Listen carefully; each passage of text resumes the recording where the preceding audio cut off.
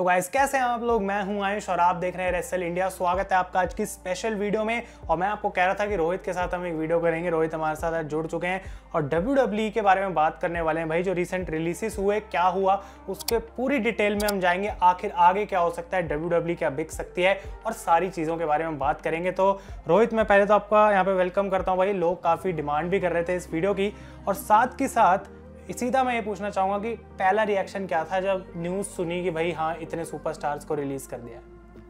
तो देखो, पहले तो मैं बोलना चाहूँगा hi hello welcome. I hope आप सब लोग अच्छे हो गए। आयुष भी अच्छा ही है, अभी मेरे से बात हुई। तो देखो, हमारी ना आयुष और मेरी बात ऐसे होते रहती है व्हाट्सएप पर या फिर कैसे भी कॉल पे तो रेयर, लेकिन हाँ ऐसे बात होती रहती है। तो जब भी कुछ ऐसी बड़ी स्टोरी होती है हम इसको आपस में ज़रूर कभी थोड़ा सा डिस्कस कर लेते हैं। तो मैंने ये रिपोर्ट सुनी ही सिर्फ अभी कि ब्रॉन स्ट्रोमैन के साथ एलिस्टर ब्लैक और ये जो 6 नाम रिलीज़ हुए थे वो आए हैं। उतने में मेरे को आयुष का मैसेज आता है और उसका रिएक्शन था, उसने मेरे को बताया कि हाँ भाई ऐसा सीन हो गया। और उसके बाद जब मैंने ऑफिशियली ये चीज़ देखी ट्विटर अकाउंट के ऊपर, तो भाई ये पूरी हिला देने वाली थी। क्योंकि इससे पहले तक मैं हमेशा यही कहता था, इवन आयुष से भी जब मैंने बात करी, कि यार ये तो सुपरस्टार वो रिलीज़ हो रहे हैं जिनकी थोड़ी वैल्यू कम है, या फिर मतलब ठीक है WWE इनको कम रेट करती है, लेकिन ब्रॉन स्ट्रोमैन जैसा नाम रिलीज़ हो गया। भाई मैंने पता क्या कहा सीधा आयुष से, मैंने कहा मुझे ये भी भरोसा नहीं है कि रोमन रेंस और सेथ रॉलिंस भी बचे रह सकते हैं, वो भी कभी रिलीज हो सकते हैं। हो सकता है ज़्यादा बड़ी बात मैंने बोल दी, लेकिन इंस्टेंट रिएक्शन भाई मेरा ये था, क्योंकि मेरे लिए इतना सरप्राइजिंग था आयुष। तो मतलब ऑब्वियसली हम सब लोगों के लिए सरप्राइजिंग था। और रोहित मतलब बिलीव नहीं हो रहा था कि ब्रॉन स्ट्रोमैन जैसा नाम, तो ऐसा लग रहा था कि WWE को बहुत पसंद है। लेकिन मतलब इसके अलावा ये है कि सवाल पहले ये आया था दिमाग में, और मैं ये पूछना चाहूँगा कि आखिर WWE ने ऐसा करा क्यों था कि भाई एलिस्टर ब्लैक और ब्रॉन स्ट्रोमैन जैसे सुपरस्टार्स को रिलीज कर दिया।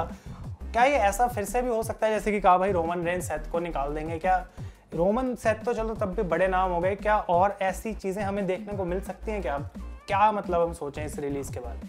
देख, मेरे को तो ऐसे लगता है यार, इवन आप लोगों से भी मैं शेयर करना चाहूँगा कि देखो ये अब कुछ भी हो सकता है, अब कुछ भी हो सकता है, लिटरली कुछ भी हो सकता है। ब्रॉन स्ट्रोमैन एलिस्टर ब्लैक क्यों, अगर वो उस टाइम पर रिलीज होते जब वो आ ही नहीं रहे थे टेलीविजन के ऊपर, तब एक फिर भी अलग बात थी, क्योंकि नहीं आ रहे टेलीविजन के ऊपर तो मान सकते हैं WWE उनको कुछ कंसिडर ही नहीं करती, और वो नहीं आ रहे। लाने के बाद भाई उस बंदे को रिलीज किया, और ब्रॉन स्ट्रोमैन यूनिवर्सल चैंपियन है, तो भाई मेरे हिसाब से तो अब कोई भी रिलीज हो सकता है। हाँ, ये टॉप स्टार्स का लेवल थोड़ा अलग हो गया, जैसे रोमन, सेथ, ये ब्रॉक लेसनर तो भाई इनके पिताजी हैं, ये तो इनको तो रिलीज करना क्या है, ये तो इनके लाने के लाले पड़ जाते हैं। तो ये तो कुछ खैर बड़े नाम हो गए। हो सकता है मेरा इंस्टेंट रिएक्शन में मेरा थोड़ा ज़्यादा जबान निकल गई कि रोमन और सेथ भी रिलीज हो सकते हैं, लेकिन डेफिनेटली इस पॉइंट पर मिड कार्ड या फिर मिड कार्ड से कोई भी ऊपर जो बिल्कुल टॉप टियर में नहीं है, वो भी सबके सब रिस्क में। तो मतलब कोई भी गाइस पॉसिबल है कि कभी भी रिलीज हो जाए, लेकिन हम ये नहीं कह रहे कि सबसे बड़े सुपरस्टार निकाल देंगे ऑब्वियसली भाई, क्योंकि कंपनी इनको चलानी है। लेकिन भाई एक बात ये है कि मैं ये सोच रहा था रोहित कि अगर WWE के पास हम कहते हैं भाई इतना पैसा है, 2 बिलियन से भी ज़्यादा इनकी कंपनी है, कोविड के टाइम में भी इन्होंने जो है अपना प्रॉफिट बोला है कि हाँ भाई हमारी कंपनी बिल्कुल सही चल रही है, और स्टॉक होल्डर्स को एक खुश रख रहे हैं। तो अगर इनकी कंपनी इतने प्रॉफिट में चली रही है, तो मुझे ये नहीं समझ आ रहा कि फिर आखिर इनको क्या ऐसी ज़रूरत पड़ रही है कि क्या इनको और पैसा चाहिए कि ये $1-1 मिलियन की सैलरी वाले सुपरस्टार को निकाल रहे हैं। देखो, वैसे हमारा ये जो चैनल है आयुष या फिर मेरा या फिर किसी का भी, उसका हमेशा टॉकिंग पॉइंट होना चाहिए स्टोरी लाइन, बुकिंग, कौन जीत रहा है कौन हार रहा है। लेकिन सिचुएशन ये आ चुकी है कि आज हमारा टॉकिंग पॉइंट है कि अंदर बिजनेस कैसे चलता है, अंदर क्या स्ट्रेटजी होती है, किसको कौन सा रोल मिला है, जिस हिसाब से वो डिसीजन ले रहा है। तो मेरे ख्याल से देखो, WWE एक बिजनेस है, जिस रेसलिंग कंपनी से ऊपर WWE मेरे ख्याल से आज के टाइम में एक बिजनेस है। आज से 20 साल पहले सिनेरियो अलग था। तो जितना ज़्यादा प्रॉफिट WWE कर सकती है, उतना ज़्यादा प्रॉफिट वो करना चाहती है। बाकी हाँ आयुष, अभी हम इस बारे में भी बात करेंगे, क्योंकि कुछ अंदर भी ऐसे लोग पहुंचे हैं जो कि विंस मैकमैन को ऐसे डिसीजन लेने की सलाह दे रहे हैं, तो वो भी एक बड़ा रीज़न है। लेकिन क्योंकि एक बिजनेस प्रॉफिट कमाने वाली कंपनी है, तो ऑब्वियसली बजट कट्स में तुमने कितने भी सुपरस्टार निकाल दिया, तुम ज़्यादा से ज़्यादा प्रॉफिट्स हमेशा कमाने की कोशिश करोगे, और उसी चक्कर में जो है सुपरस्टार के करके नप रहे हैं ऑब्वियसली। और मतलब यहाँ पे ना बात ऐसी आ गई है कि अब समझ नहीं आता कि क्या डिसीजन पैसों के लिए लिया जा रहा है, क्या डिसीजन कोई किसी ने सुपरस्टार ने गलती करी है उसके लिए। लेकिन रोहित ने बोला कि जैसे कि अंदर की हम बातें यहाँ पे करेंगे रोहित, और मतलब क्या एक्चुअली में WWE के अंदर चल रहा है। और एक ऐसा नाम जो कि न्यूज़ में आ रहा है बहुत ज़्यादा, और ऊपर से भाई WWE के फैंस भी सोच रहे हैं, मैंने भी इस चीज़ को रोहित मेंशन करा था अपनी एक वीडियो के अंदर, निक खान। ये एक ऐसा बंदा है जो कि WWE में रिसेंटली आया और उसको वाइस प्रेसिडेंट बना दिया गया। बहुत से लोगों ने बोला कि भाई विंस मैकमैन इस बंदे पे अपना पूरा दांव लगा रहे कि ये कंपनी को आगे ले जाएगा। पीकॉक के साथ पहले डील करी $1 बिलियन की, आई थिंक वो डील थी। उसके बाद हमें देखने को मिला कि लाइव इवेंट्स वापस आए, इतने सारे रिलीजेस आए, और अब लेटेस्ट जो चीज़ न्यूज़ में चल रही है उसके अकॉर्डिंग ये भी बोला जा रहा है कि न्यू जापान प्रो रेसलिंग के साथ एक ऐसी कंपनी के साथ WWE डील कर सकती है भाई, जो आज तक कभी रोहित हुआ नहीं है। तो क्या निक खान को इस कंपनी में लाया किसी एक वजह से गया था? क्या ऐसा कुछ मतलब सोचने में लग रहा है, या सिर्फ ये एक हम कह सकते हैं बस हमारी थ्योरी है? देखो इस टाइम पर तो हम यही कह सकते हैं हमारी ये थियोरी है, लेकिन मुझे ऐसा लग रहा है कि देखो निक खान एक ऐसा बंदा है इस समय रेसलिंग के अंदर, अगेंस्ट में कुछ नहीं बोल रहा, निक खान को सिर्फ इसलिए WWE कंपनी के साथ जोड़ के रखा हुआ है कि वो उनको उनके बिजनेस में प्रॉफिट कर सके। अब वो बंदे को ये जरूरी नहीं कि इसकी नॉलेज हो कि किस बंदे को साइन करके हमारी कंपनी का आगे प्रॉफिट हो सकता है, या फिर ऐसा क्यों, क्या पता ऐसा हो रहा हो कि आगे जाकर उनको प्रॉफिट कमाना ही ना हो अपने सुपरस्टार्स को साइन करके, बल्कि उनका मोटिव भी कुछ अलग होगा। वो मोटिव क्या है उसके बारे में हम लोग अभी आगे डिस्कस करेंगे। मतलब ये काइंड ऑफ हम कह सकते हैं कि निक खान को बेसिकली इस वजह से लाया गया ताकि वो WWE को पैसों के हिसाब से और बड़ा, पैसों के हिसाब से वो उनको प्रॉफिट करवा सके। उनको फर्क नहीं पड़ रहा कि वो टॉप स्टार है, उतने इतने सालों में क्या किया है क्या नहीं है। ये सिर्फ एक पूरा बिजनेस पर्सपेक्टिव से लिया हुआ डिसीजन है, और जो बंदा ऐसे डिसीजन लेगा फिर उससे आप और क्या एक्सपेक्ट करोगे। और हाँ, निक खान का कोई ऐसा रेसलिंग का बैकग्राउंड भी नहीं है जितना मुझे उनके बारे में पता है, तो फिर भाई ऐसे डिसीजन तो आएंगे ही। और पता नहीं क्यों, हो सकता है ज़्यादा भी सोच रहा हूँ, लेकिन शायद इन सारी चीज़ों के पीछे निक खान भी हो सकते हैं, जो कि विंस मैकमैन को ये सारी चीज़ें करने के लिए एडवाइस कर रहे हो। क्योंकि ब्रॉन स्ट्रोमैन का रिलीज भाई मेरी तो पूरी मतलब दुनिया हिलाने वाला जैसा सीन था कुछ। बिल्कुल। और मतलब रोहित ने अभी बोला कि जैसे कि हमको निक खान का पता है रेसलिंग से बैकग्राउंड नहीं, अगर मैं बताऊं तो एक एजेंसी से आए थे, जहाँ पे टैलेंट एजेंसी है यूएस की एक बहुत बड़ी, वहाँ से निक खान आए थे गाइस। और रोहित ने भी बोला कि क्या ये जो फाइनेंशियल बेनिफिट है WWE का, रोहित एक ऐसा सवाल है और मुझे पता है बहुत बड़ी बात हम करने जा रहे हैं यहाँ पे, क्या ये जो पूरा प्रोसेस चल रहा है एक के बाद एक WWE के फेवर में सारी फाइनेंशियल डील्स भी जा रही हैं, क्या निक खान को इस वजह से WWE में लाया गया था ताकि वो इस कंपनी को आने वाले कुछ सालों में जो है एक सेल के लिए सेटअप कर सके? यानी कि हम कह सकते हैं कि WWE प्रिपेयर कर रही है कि आगे जाके वो इस कंपनी को बेच पाए। क्या ऐसा कुछ इंडिकेशन दिख रहा है इस टाइम पे? देखो सबसे पहले तो जब इतनी बड़ी कंपनी की बिकने की बात आती है तो कभी भी ऐसा नहीं होता कि हमने एक कोई डिसीजन देखा और अगले डिसीजन में कंपनी बिक गई। ये जो प्रोसेस है मेरे ख्याल से ये सालों की होती है, और शायद WWE इस प्रोसेस को शुरू कर चुकी है। अगर विंस मैकमैन का ये माइंडसेट है कि या तो मैं WWE चला रहा हूँ या फिर कोई भी WWE नहीं चला रहा होगा। लेकिन इसके पीछे भी भाई, जैसे मैंने आपसे कहा, हमेशा हमारा जो टॉकिंग पॉइंट है वो रेसलिंग की बुकिंग स्टोरी लाइन रहना चाहिए। लेकिन आज हमको थोड़ा सा ना अंदर घुस के बात करनी पड़ेगी। ये जो WWE पूरी कंपनी है, ये एक पब्लिक कंपनी है जहाँ पर लोगों के शेयर्स हैं। ये बात आयुष और मैंने वैसे डिस्कस करी थी हल्की सी, कि यहाँ पर अकेले विंस मैकमैन के पास पूरी की पूरी कंपनी नहीं है। कुछ ऐसा समझ लो कि एक कंपनी है जिसका प्राइस जो है 100 रुपया है, तो 100 रुपये में से विंस मैकमैन मेजॉरिटी जो स्टेक्स हैं उसको होल्ड करते हैं, जो कि 50% से ज़्यादा है। मेरे ख्याल से वो 60 की लाइन में, तो उतना ही वो होल्ड करते हैं WWE को। तो ऐसा नहीं है कि अगर विंस कंपनी बेचना चाहे तो ठीक है वो बेच गए, वो बेच सकते हैं तो सिर्फ अपना हिस्सा। इसके अलावा वहां पर स्टेफनी मैकमैन भी हैं, ट्रिपल एच भी हैं, तो ये जरूर हो सकता है अपना फायदा करवाने के लिए विंस मैकमैन कहें कि मेरे ये सारे शेयर्स हैं और ये मैंने बेच दिया, और शायद इसीलिए उन्होंने निक खान को हायर किया। लेकिन रोहित, इससे ना यहाँ पे एक अभी एकदम से मेरे दिमाग में बात आ जाती है कि अगर विंस मैकमैन इतना क्लोजली निक खान के साथ काम कर रहे हैं और कंपनी इतने बड़े बड़े डिसीजंस ले रही है, तो क्या स्टेफनी मैकमैन और ट्रिपल एच को एक्चुअली में बात पता ही नहीं है कि कंपनी आगे जाके क्या करने वाली है, या फिर इनका मतलब फ्यूचर प्लान किस टाइप से रह सकता है? क्योंकि आई थिंक अगर विंस मैकमैन अपने शेयर बेचने के लिए रेडी हैं तो कहीं ना कहीं उनको भी ये बात पता होगी कि ट्रिपल एच और स्टेफनी भी क्या करेंगे। मतलब ऐसा तो मुझे नहीं लगता कि विंस ने अपने शेयर बेच दिए और बाकी सारे बंदे कह रहे हैं भाई हम तो नहीं बेचेंगे। क्या एक कलेक्टिव डिसीजन नहीं होगा अगर एक्चुअली में कुछ होता है ऐसी डील का? देखो ऐसा हो सकता है कि विंस मैकमैन को लगे मेरी एज ज़्यादा हो गई है, मैं ऑलरेडी 76 साल का हूँ, अब मेरे को ज़्यादा काम नहीं करना भाई, बुढ़ापे तक मैं काम ही करता रहूँगा क्या। उन्होंने सिंपली डिसीजन लिया कि ठीक है अब मैं अपने सारे जो शेयर्स है वो बेच रहा हूँ। और ऑब्वियसली जब विंस मैकमैन अपने स्टेक्स बेचेंगे या फिर कंपनी बेचेंगे, मतलब अपना हिस्सा बेचेंगे, तो ऑब्वियसली ये बात हमसे पहले स्टेफनी मैकमैन और ट्रिपल एच को पता होगी।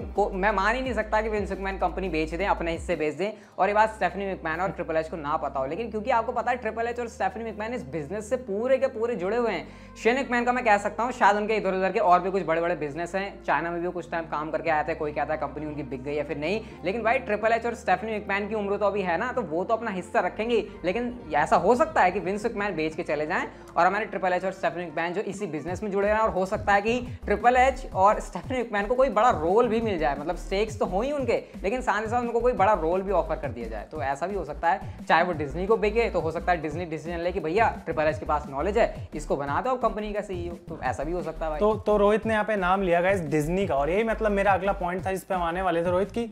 हमने बात तो कर ली कि कैसे WWE काम करती है, ये सारा मतलब एक पब्लिक कंपनी है, प्राइवेट कंपनी नहीं है, तो इसको मतलब इतना आसान नहीं है इसकी वैल्यू बढ़ाना और इन्वेस्टर्स को खुश रखना।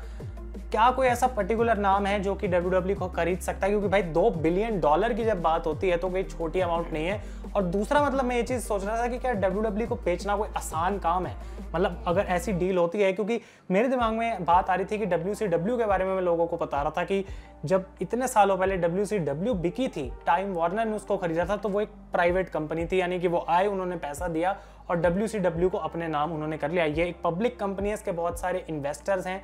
तो क्या ये डील करनी आसान है या फिर, और अगर कोई करता भी है डील तो कौन हो सकता है? डिज्नी ऑब्वियसली एक नाम हमने यहाँ पे सुना। देखो, अगर आपको समझ नहीं आया तो आयुष का प्राइवेट कंपनी से मतलब ये है कि प्राइवेट कंपनी यानी वो पूरी की पूरी कंपनी मेरी ही है, मेरी यानी उस पर किसी का स्टेक्स नहीं है, वो कंपनी किसी के साथ हिस्सेदारी में नहीं है, तो उस कंपनी को बेचना बहुत ईजी होता है। लेकिन एक्चुअल में देखो, जितनी मेरे को नॉलेज है उस हिसाब से मैं आपको बता सकता हूँ कि जब किसी कंपनी के अंदर बहुत सारे इन्वेस्टर्स होते हैं तो जो सबसे बड़ा डिसीजन है वो तो ऑब्वियसली वही लेता है जिसने ज्यादा शेयर्स जो अपने पास रखे होते हैं, जो कि फिलहाल विंस मैकमैन है। लेकिन विंस मैकमैन के लिए इतना ईजी भी नहीं होगा बेचना, क्योंकि ऑब्वियसली और इन्वेस्टर्स भी हैं, तो यहाँ पर उनकी भी कुछ कॉल होगी। स्टेफनी मैकमैन, ट्रिपल एच, ये सारा भी यहाँ पर कुछ ना कुछ रखते हैं, तो इतना ईजी तो ये होने नहीं वाला। और विंस मैकमैन अगर आपको नहीं पता तो मैं बता देता हूं, जितनी अभी कंपनी की वर्थ है उससे 1.5 गुना ज्यादा पैसों में वो बेचना चाहते हैं। तो क्या कोई ऐसी कंपनी होगी जो कि ये सोचेगी कि WWE अभी अगर मैं उसको खरीद रहा हूं तो फ्यूचर में जाकर और प्रॉफिट देगी, या फिर वो डर के सोचेगा कि नहीं, विंस मैकमैन ने आज तक WWE को बनाया है, हो सकता है हमारे हाथ में आने के बाद हम कुछ कर ना पाएं और हम घाटे में चले जाएं। लेकिन फिर भी ये जो कुछ ऐसे नाम है जैसे कि NBC, ये बहुत बड़ा नाम है अमेरिका के अंदर, या फिर जैसे मैंने आपको बताया डिज्नी, ये इतना ज्यादा रिस्क लेने का अपने अंदर दम रखते हैं, तो इसमें दिक्कत कुछ नहीं होने वाली मेरे ख्याल से। अगर विंस मैकमैन ने डिसीजन लिया तो बहुत जल्दी WWE कंपनी या फिर विंस मैकमैन के जो हिस्से हैं वो बिक जाएंगे और WWE जो है बस हो गया उसका काम। तो गाइस, रोहित ने यहाँ पे बात करी कि किस तरीके से मतलब WWE बेचना इतना आसान काम नहीं है, कुछ कंपनीज मेंशन करी हैं। लेकिन यहाँ पे रोहित मैं ये भी सोच रहा था कि क्या अगर WWE बिक जाती है तो सेम कंपनी वो रहेगी या फिर नहीं, लेकिन उससे पहले हम वो चीज़ भी डिस्कस करेंगे। लेकिन गाइस, विंस मैकमैन एक ऐसा नाम जिसके अराउंड रोहित सारी चीज़ें घूम फिर के आ रही हैं। मैं ये पूछना चाहता हूँ, ओपिनियन की भी बात कर रहे हैं तो गाइस आप लोग अपना ओपिनियन मुझे कमेंट्स में हर चीज़ पे दे सकते हैं, बिल्कुल दे सकते हैं। लेकिन रोहित, विंस मैकमैन का करंट माइंडसेट क्या है इस टाइम पे? क्या वो अपनी कंपनी को सच में फाइनेंशियली इसलिए बेटर कर रहा है कि आगे जाके उनके लिए वो एक अच्छी चीज़ हो, या फिर हम जो सेल की बात कर रहे हैं वही उनका अल्टीमेट गोल है? माइंडसेट क्या है उनका? देखो यार, माइंडसेट पढ़ने के लिए तो तुमको वो होना पड़ेगा, वो कोई होता नहीं है जो तो माइंड पढ़ लेता है, जो भी उसको बोलते हैं, जो भी प्रोफेशन होता है। लेकिन यार इस पॉइंट पे आगे विंस मैकमैन जितना हार्ड वर्किंग बंदे हैं, जितना मैंने उनके बारे में जाना है, मुझे ऐसा नहीं लगता कि वो अभी अपना जो अपना अभी ये वो एज है जो कि उन्होंने सोचे कि इस एज पर जाकर वो अपना काम बंद कर देंगे। क्यों?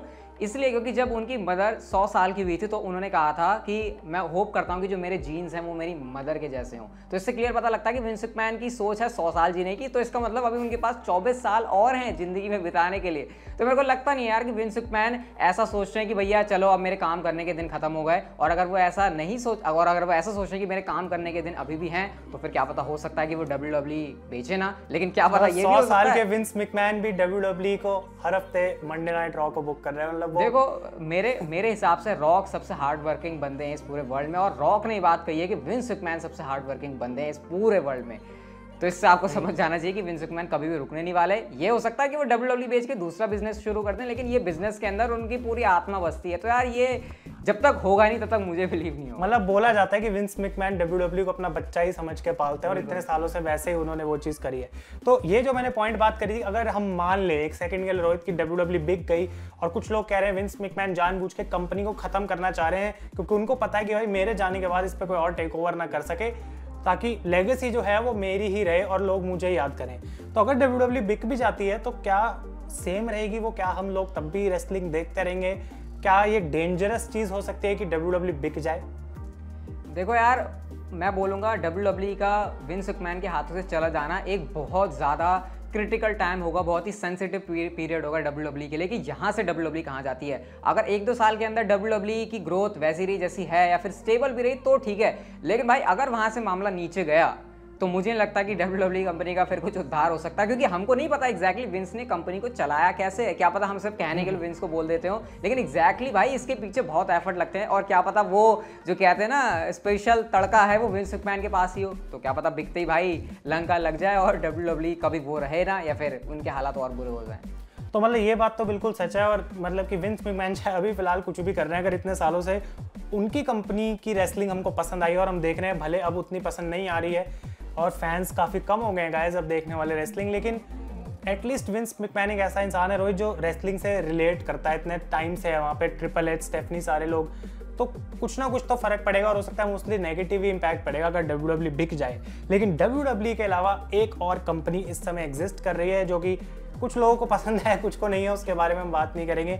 ऑल एलीट रेसलिंग AEW, अगर WWE के साथ ऐसी चीज़ होती है, बिक जाती है कंपनी, या फिर जो करंट सिचुएशन चल रही है सुपरस्टार्स की रिलीज होने की, ये सारी चीज़ें, क्या इसका कोई फ़ायदा या नुकसान हो रहा है डायरेक्टली AEW को आपके हिसाब से?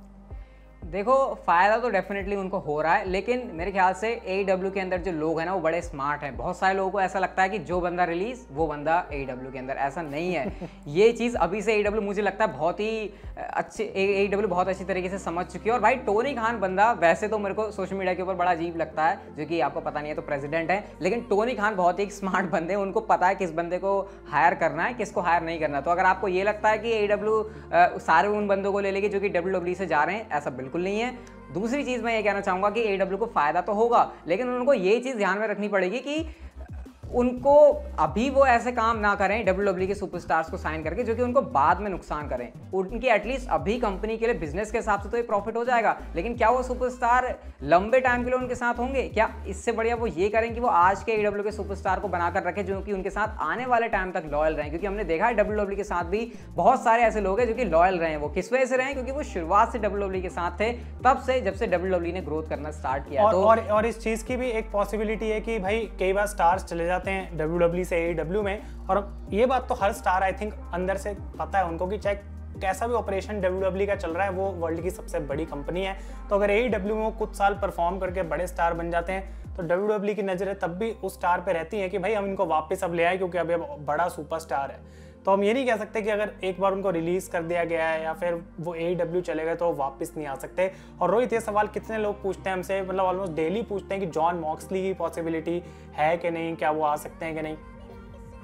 देखो ये जॉन मॉक्सली वैसे थोड़ा सा अलग टॉपिक होगा, लेकिन फिर भी बताने के लिए ये पूरा एक, बहुत सारे लोगों को ऐसा लगता है कि जो बंदा AEW में जाएगा वो धोखेबाज निकला। नहीं भाई, WWE प्रो रेसलिंग का पार्ट है, और प्रो रेसलिंग के अंदर AEW है, NJPW है, हमने यहाँ पर ROH देखी है, बहुत सारे अलग अलग प्रमोशन है। तो ऐसा नहीं होता। और ये सारे सुपरस्टार ना सिर्फ अपनी एक जगह ढूंढते हैं, इनको सिर्फ एक रिंग चाहिए होती है परफॉर्म करने के लिए, फिर चाहे वो WWE हो, फिर चाहे वो AEW हो। उस टाइम पर जो बंदे, जो कंपनी अच्छी बुकिंग दे रही होगी, जो अच्छे पैसे दे रही होगी, उस हिसाब से सुपरस्टार यहाँ पर डिसाइड करते हैं। अगर ऐसा नहीं होता तो कोई भी सुपरस्टार WWE छोड़ के AEW में नहीं जाता। और बात रही जॉन मॉक्सली की, तो अगर उनका डिसीजन बदला, उनको लगा कि ठीक है भैया मेरे जो दिन थे मैंने अच्छे से काट लिए AEW के अंदर, अब मेरे को वापस जाना है अपने होम में, क्योंकि जॉन मॉक्सली WWE से प्यार जरूर करते हैं। बहुत सारे लोगों को लगता है कि वो तो दगाबाज हैं, तो डेफिनेटली इन फ्यूचर, क्योंकि प्रो रेसलिंग का पार्ट है WWE, तो वहां पर वो आपको देखने को मिल ही जाएंगे। और ऑब्वियसली एट द एंड मतलब ये है कि भाई लोगों को एक जॉब चाहिए, कोई भी आउट ऑफ जॉब होना पसंद नहीं करता। तो अगर WWE ने निकाल दिया तो वो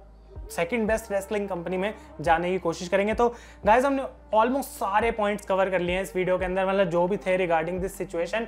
अगर आपको लगता है कुछ मिस कर दिया तो आप कमेंट में वो डिस्कशन चालू कर सकते हैं और आप लोग आपस में बात कर सकते हैं। लेकिन रोहित, जो फाइनल चीज़ है मैं यही पूछूंगा कि भाई जो करंट स्टेट चल रहा है WWE का जो भी है, यहाँ से क्या ग्राफ ऊपर जाता हुआ दिख रहा है, ग्राफ नीचे जाता हुआ दिख रहा है? और इस नोट पे मैं एंड करना चाहूँगा इस वीडियो को। देखो यार, अभी तो पिछले 1.5 साल से ग्राफ बुरी तरीके से नीचे आया है। मतलब पिछले 6-7 सालों में नीचे तो आया है, लेकिन वो बुरी तरीके से नीचे आना ना, एकदम से क्रैश होने वाला पीरियड चला है। स्पेशली पिछले 1-2 महीने तो भाई जैसे रहे हैं वो तो, जिसका रीजन कहीं ना कहीं कोविड भी है। ऑब्वियसली उसका रीजन कोविड है, लेकिन सिर्फ कोविड उसका रीजन नहीं है, क्योंकि अगर ऐसा होता तो फिर पिछले 3-4 सालों में भी हालत बेकार नहीं होती। लेकिन मुझे ऐसा लग रहा है कि एक नई उम्मीद की किरण आने वाली है। जब फैंस आएंगे, जब समर स्लैम आएगा, जब बड़े बड़े स्टार के आने के चांसेस हैं, तो वो बहुत, जैसे मैंने कहा नहीं, विंस मैकमैन के बिकने के बाद एक क्रिटिकल सिचुएशन होगी, तो अगेन वो 2 महीने के बाद आने वाली है। हाँ, क्रिटिकल सिचुएशन इतनी भी ज़्यादा क्रिटिकल नहीं, लेकिन वो एक बहुत ही इंपॉर्टेंट टाइम होने वाला है। अगर यहाँ से वहाँ से मतलब 2 महीने के बाद से कंपनी ऊपर जाती है तो फिर शायद वो ऊपर ही जाएगी, और वहाँ से भी अगर वो नहीं उठी ना ऊपर, तो भाई फिर क्या होने वाला है उसका तो आइडिया नहीं है मुझे कुछ। तो मतलब बेसिकली बात यही है कि उम्मीद सारे फैंस की है कि अब क्योंकि फैंस वापस आ रहे हैं और शोज अच्छे होंगे, बड़े स्टार्स वापस आएंगे, तो कहीं ना कहीं जो है बेटर सारी चीज़ें देखने को मिलेंगी। तो Rohit, thank you so much कि इस वीडियो को करने के लिए हमारा जो है फाइनली टाइम सेट हुआ, क्योंकि मैं चाह रहा था ऐसा कुछ हम बनाएं, और क्योंकि ज़्यादा ऐसे टॉपिक्स आते नहीं हैं तो ये मुझे था कि हम डिस्कस करें। तो गाइज ये थे हमारे सारे टॉपिक्स, और मैं बोलना चाहता हूँ कि भाई ऑब्वियसली रोहित को सब जानते हैं, लेकिन रेस्टल चैटर ऑन यूट्यूब आप जाके चेकआउट कर सकते हैं, channel link is down below. और मैं रोहित चाहूँगा कुछ फाइनल वर्ड्स के साथ आप वीडियो खत्म करें, क्योंकि ऑब्वियसली आप यहाँ पे एज ए गेस्ट ही हैं। तो भैया चलो लाइक वाइक बरसा दो, हम हमारे जो इतने मिनट के एफर्ट से, आई होप आपको पसंद आएंगे। कुछ अच्छा टॉपिक था तो हमने इसके बारे में बात करी, बाकी हर बार की तरह काम जरूर कर दो, लाइक कर दो इस वीडियो को, आयुष के चैनल को सब्सक्राइब कर दो, बढ़िया वीडियोस बनाता है। और अब मेरे को प्यार बरसा सकते हो, डिस्क्रिप्शन मेरे चैनल का लिंक अगर आयुष डाल देगा, जो कि डालना ही चाहिए डेफिनेटली। बाकी मिलते हैं हम आपसे अगली वीडियो के अंदर, अगर साथ में कोलैब करेंगे। बाकी तब तक के लिए सेफ रहो, कोरोना से बच के रहो, एंड टेक केयर।